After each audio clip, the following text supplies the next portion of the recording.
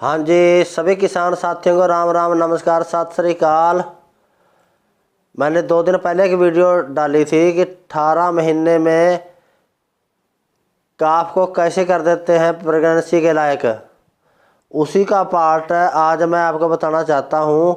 जो बातें उसमें मैं नहीं बता सका वो मैं इसमें बताऊँगा आपको। मैंने उसमें बताया था काफ की जो तैयारी चलती है माँ के पेट से ही तैयारी चलती है, और बाहर आने के बाद जब उसके मदर की डिलीवरी होती है, काफ का जन्म होता है, यानी जन्म होने के मात्र आधे से 1-1.5 घंटे के अंदर पहला दूध उसको चूंगना ज़रूरी है। क्योंकि पहला दूध है जो जिसको पंजाबी में बौली भी बोलते हैं या खीस भी बोलते हैं, तो वो पीना उसका बहुत ज़रूरी है। क्योंकि उसी ने काफ को हेल्दी बनाना है। काफ के अंदर बीमारियों से लड़ने की जो पावर पैदा करनी है, एंटीबॉडी जो तैयार करने हैं, वो पहले दूध ने तैयार करने हैं। परंतु बहुत से किसान जैसे भैंस की डिलीवरी नज़दीक लगती है और उसकी भैंस रात में काफ़ी कर जाती है और सुबह तक काफ वो दूध नहीं पी पाता। जो जो आप देरी करेंगे उसको पहला दूध चुंगाने में, उसके अंदर दूध के अंदर वो तत्व कम होते जाएंगे और वो दूध जितना जल्दी हो सके आपने उसको पिलाना है। आप ये मान के चलें कि आपके जो पशु की डिलीवरी है 2-3 दिन के आसपास है, तो पूरा परिवार बारी बारी से उसका ध्यान रखिए रात में भी। और जब भी काफ का जन्म हो जाए तो उसके 1 या 1.5 घंटे के अंदर उसको पिलाना ज़रूरी है। परंतु कुछ काफ लेट लतीफ़ होते हैं, खड़े नहीं होते, तो दूध निकाल के सिरिंज के द्वारा आहिस्ता आहिस्ता से बूंद बूंद करके उसके जीभ के ऊपर छोड़िए और लगभग आधा लीटर के करीब उसको पिलाएंगे। थोड़ी देर में उसकी जीभ भी मूवमेंट करने लगेगी और बच्चा भी हरकत में आएगा। और बच्चे को चारों थनों में से बराबर चुंगाइए।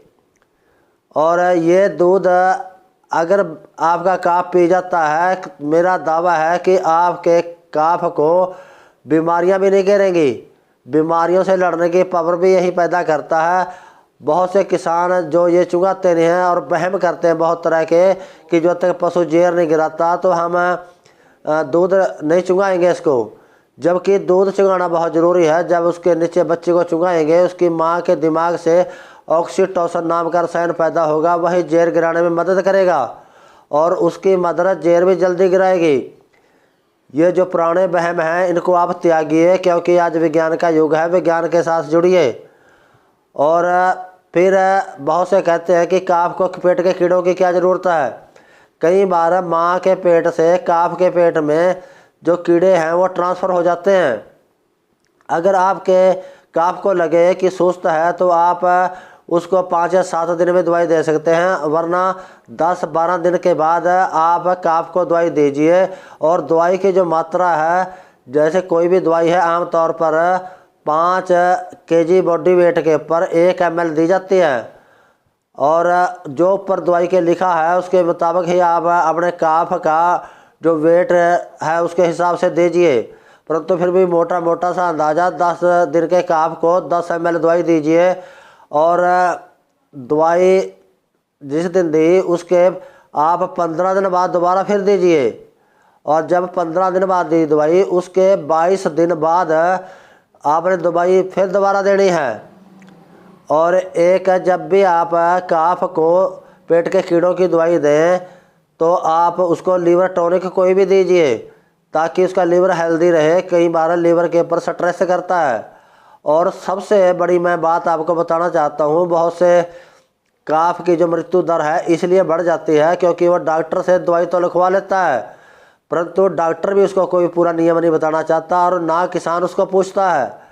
तो मेरे किसान साथियों, अगर आप अपने काफ को पेट के कीड़ों की दवाई देने की तैयारी कर रहे हैं, तो किसान साथियों सबसे पहले तो ये देखिए कहीं आपके काफ को कब्ज तो नहीं है।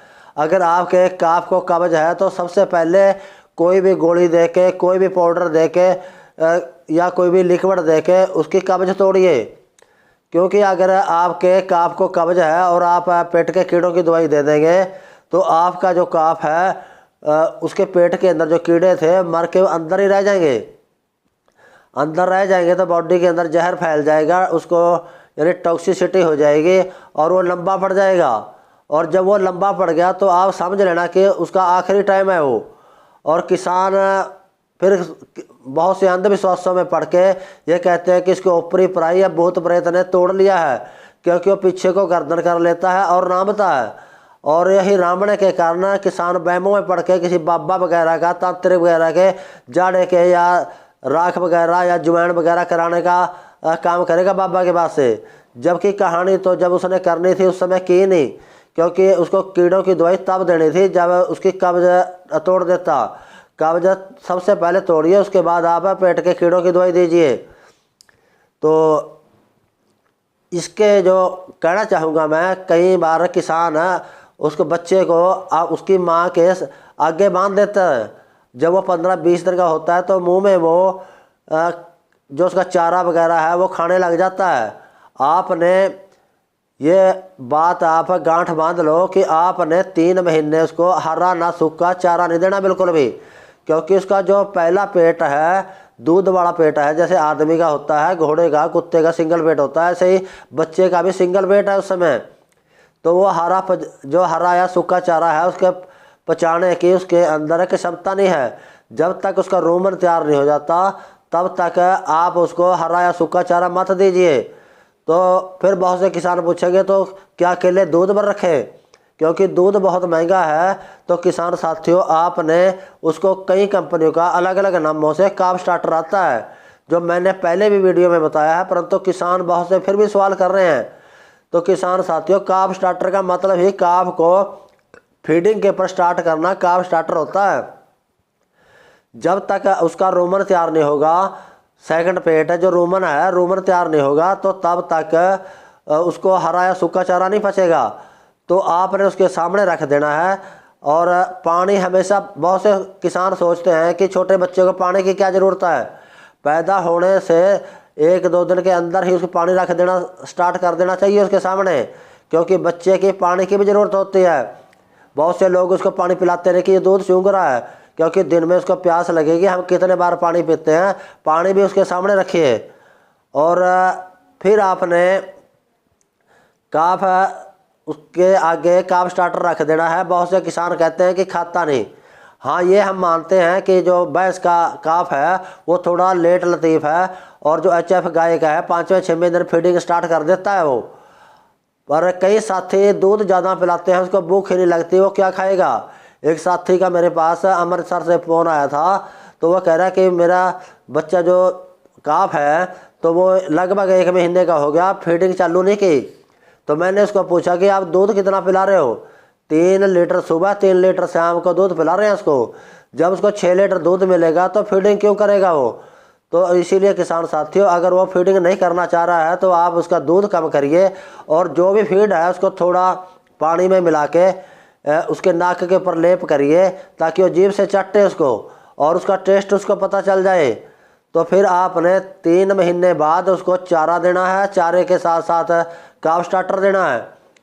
और फिर जब वो 4 महीने का हो जाएगा, फिर उसके बाद तो पहले सूखा भूसा देना है 3 महीने से 4 महीने के बीच में। 4 महीने के बाद आपने हरा चारा देना है, और हरा चारा आपने उसको सुखा के देना है, क्योंकि उसके अंदर पानी ज़्यादा होता है, पेट ज़्यादा भर जाएगा, उसका खाया नहीं जाएगा। रोमन तैयार करने के लिए उसको चारे को सुखा के यानी हे बना के दीजिए उसको। और जितनी जल्दी आपके काफ का रोमन वाला पार्ट तैयार होगा तो उतना जल्दी ही वो ग्रोथ करेगा। हमने यह एक्सपेरिमेंट करके देखा है। जिस बच्चे को हम लंबे समय तक दूध पिलाते हैं तो उसका रोमन डेवलपमेंट नहीं होता और उसके अंदर खाने की कैपेसिटी नहीं बढ़ती। और जिसका रोमन के अंदर खाने की कैपेसिटी बढ़ गई तो बड़े होकर वो अच्छी जोटी और अच्छे भैंस बनेगी। अगर खाने की कैपेसिटी ज़्यादा होगी तो दूध भी वो ज़्यादा देगी। तो किसान साथियों, छोटी छोटी बातें हैं, अगर आप इनका ध्यान रखेंगे तो आपको डेयरी के अंदर लॉस नहीं उठाना पड़ेगा। वरना आज महंगाई का दौर है, फूक फूक के कदम रखना पड़ रहा है। हमने कहीं से भी नाजायज़ खर्चा नहीं करना। हमने, आप मान के चलो कि आप 6 लीटर दूध पिला रहे हो, 6 लीटर दूध लगभग 400 रुपये का हो जाता है। और काफ स्टार्टर सारे दिन के अंदर वो 40 रुपये का खा नहीं सकता। और फिर काफ स्टार्टर के बाद 1 साल निकल जाएगा। 1 साल के बाद आप उसको हीफर ड्राई फीड आती है कई कंपनियों की, आप हीफर ड्राई फीड दीजिए। अगर आपका काफ हेल्दी है तो हीफर ड्राई उसको प्रेग्नेंट होने तक दीजिए। और अगर काफ थोड़ा कमज़ोर है तो कई कंपनियों ने डेयरी प्रोटीन नाम की एक फीड बना रखी है, तो आप उसको फीडिंग के ऊपर रखिए।